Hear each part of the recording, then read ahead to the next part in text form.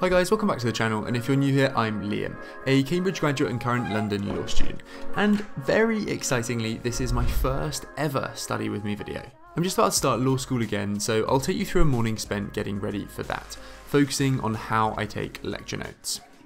It's 23rd of December and I get up at around 8:45, which is way later than I'd usually let myself get up. I usually get up around 7, but I was studying and working on my new website until around midnight on the 22nd, so I decided to let myself have a bit of a lie-in. My desk was seriously messy from last night and my OCD was struggling to cope, so I decided to have a quick tidy up and then got changed out of my pyjamas into some jeans. I begin my day with a large glass of water, down it fresh air, and a healthy face splashing, and head downstairs. I usually have a bowl of fruit, yogurt, and a little cereal. Shreddies. And I'll often eat this while I'm getting to work. However, at the moment I'm actually trying out intermittent fasting, channeling my inner zen, where I can only eat for a measly 8 hours of the day between 12 and 8 for a future video. So, coffee and water it is. I spend around 20 minutes going through messages and chilling on my phone, and after a wee dose of procrastination, I sit down to work at around 10:30. It's a Saturday, but on weekdays I'd normally start at around 8:30. I'm going to be walking you through the process I use to take lecture notes from my online law lectures. However, I used exactly the same method at Cambridge when none of my lecture materials were online, so it applies to both online and offline lectures. I head to my virtual learning environment and open up the relevant lecture notes, and lecture slides. On my 27-inch screen, it's fairly easy to have the lecture slides, lecture notes, and my notes in front of me at once. I got this screen for about £120 a year ago, and I wish I'd bought one years ago. I'd say for the health of your back and neck, and for all-round usefulness, it's a must-have for all students. After a quick sip of coffee, I first of all familiarise myself with the format of the handout, the slides, or the notes that we've been given to accompany the lecture. But I don't copy anything from the slides across into my notes until after the lecture to avoid wasting time copying stuff I don't actually end up needing. If you're lucky, you'll be given digital copies of the handouts or lecture slides so that you can easily copy and paste, but quite a few of my Cambridge lecturers are still using physical copies of their handouts. It may be 2019, but that doesn't stop them doing it the way they've been doing it for the last 30 years. Because I handwrote my lecture notes at Cambridge, to save time during the lecture when I was scribbling as fast as my hand could physically move, I'd annotate on my notes where I'd want to insert something from the handout or slide, and then I'd go away and insert it later into my notes when typing up my notes after the lecture. This year I've decided to move on from the slightly antiquated Microsoft Word and upgrade to the only marginally less ancient middle-aged Microsoft OneNote. The first thing I always do before attending a lecture or reading through lecture notes in full is to build a topic skeleton from the handout or the lecture slides or notes if possible. This means that I'll skim read through the notes or the lecture slides before the lecture and create an outline of the topic I'm going to be making notes about. I number each of the sections to give the notes a clear structure, and because when I come to memorise the notes later, I find it easier to think, oh yeah, I remember here there were 4 sub-ideas, and I'll then go through and simply identify each one in order. Building a topic skeleton helps with my overall understanding of the topic, because I'm able to visualise how each of the different subtopics fit together. It also prevents a situation where, having gone straight into making notes, I spend ages trying to get to grips with a section of the topic, when in fact this will be explained or elaborated on later in the lecture or the notes coverage of the topic. It took me around 45 minutes until about 11:15 to complete a topic skeleton for these notes, because there were around 180 pages of notes to get through in this introductory lecture note pack. However, with a standard 30 pages of notes or a 1-hour lecture, it would normally take me between 10 and 15 minutes to do. At this stage, you want to begin to condense what the lecturer and the lecture notes say into short, note form bullet points. The key here is that rather than writing down every single word the lecturer says, you're actually computing and trying to understand what he or she is saying, and then writing down the key ideas in a hierarchical bullet-pointed list. That means that when a lecturer says something or something appears on the lecture slides or in the lecture notes, you have to work out what the most important parts are, process and understand that information, and then write down the key ideas. So many people in my law lectures at university would write down every single word the lecturer said, and then would have to go away after the lecture and work out what were the really important bits. I'd recommend trying to do this initially in the lecture if you can. You also want to make sure that your list is hierarchical. This means having different levels of bullet points and then sub-bullet points within your top level bullet points, each with different levels of indentation. Second, if you're going to a live lecture, maybe give handwriting the lecture notes a go to see how you get on.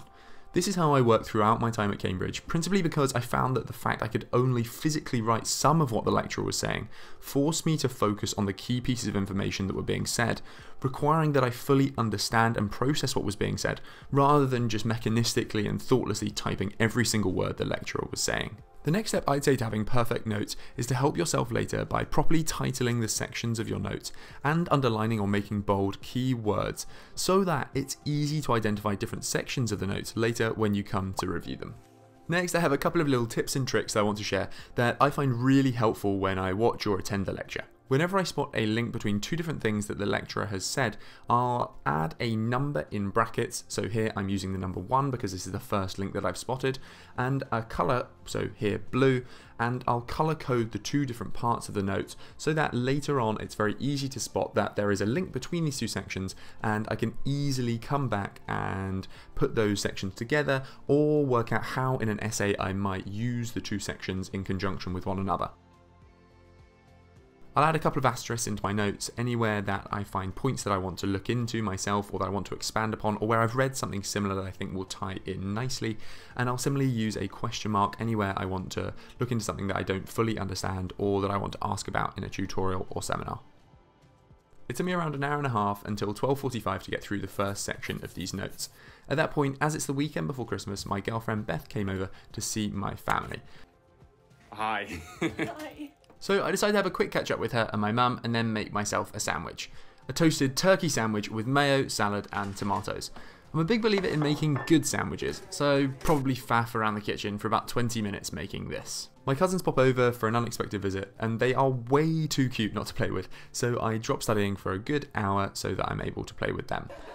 I've really been trying to refocus a little around what truly matters, friends and family, and to be more open to making sacrifices in my academic and professional life to see people.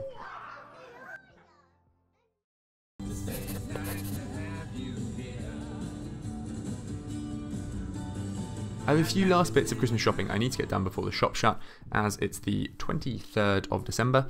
Oops. So after a little Christmas sing-song in the car, we get to perhaps the most beautiful shop I've ever been in, and I managed to find the perfect Christmas present for my mum, and then we head back to Beth's to get back to work for another hour or so. At this stage, before I move on to the next topic, I review and grapple to understand any issues that came up in the lecture or the lecture notes. I'll do a more detailed video on how I grapple with difficult topics in the future, but to give you a quick idea, I really want to stress that once I've gone through everything in the lecture once, I'll usually spend quite some time, perhaps a few hours, grappling with the areas I didn't fully understand. In general, much to the disdain of academics, I'll probably first head over to Wikipedia for a quick summary of the topic, as I find that things are often explained there in simple terms, helping me get to grips with the basic principles underlying the topic, avoiding complex jargon. Once I've done that, I really do believe that there is no substitute or hack that can replace considerable amounts of time spent explaining things to yourself. I often try to do so in the simplest terms possible, and I will often do so by applying the logic of the concept to a specific problem. So for example, when considering Newton's first law of motion, I might think about what happens to a rock when I throw it on Earth, and why it slows down and eventually falls to the Earth, and then imagine what would happen if I were instead in space. You should understand the topic in enough depth and with enough clarity that you feel you could explain it to a 5-year-old. If you answer the question, could I explain this to a 5-year-old? No, you've not been grappling with it for long enough. If I'm really struggling with a topic, I also find it helpful to draw diagrams, linking different ideas together and trying to draw out the system or the different elements of the concept linking into one another. I find that having a pictorial representation of the concept so that I can really visualize what's going on helps me massively. And finally, if I really cannot get to grips with a topic after a considerable amount of time, I'll move on and make sure to ask about it in my next class or tutorial. After about an hour and a half, Beth's family arrive home and I spend the rest of the evening watching Christmassy TV, making mince pies and cuddling Winston. Before the end of this video, I just want to really quickly recap the key takeaways that you should start implementing when making lecture notes yourself. Before going to the lecture, create a topic skeleton from the lecture slides or handout to familiarize yourself with the topic. Then, when in the lecture, condense what is said into bullet points, using sub-bullet points to give ideas a hierarchical structure that is easier to remember. Focus on extracting key information said by the lecturer rather than writing every single word, and try to make keywords bold as you go along. Finally, grapple with tricky topics after the lecture, explaining things to yourself and drawing diagrams. And remember my top tips. First, spend £100 to £150 on an external monitor to avoid hunching over your laptop. When making your notes, add a number and a colour to link different sections of your notes together. Use asterisks and question marks to pinpoint areas you want to explore further. And finally, improve your understanding by applying logic to specific examples you can explain to yourself. Thanks so much for watching, and please do comment if there are any topics you'd particularly like me to make videos about in the future. Give this video a quick like and then subscribe to my channel. Speak again soon.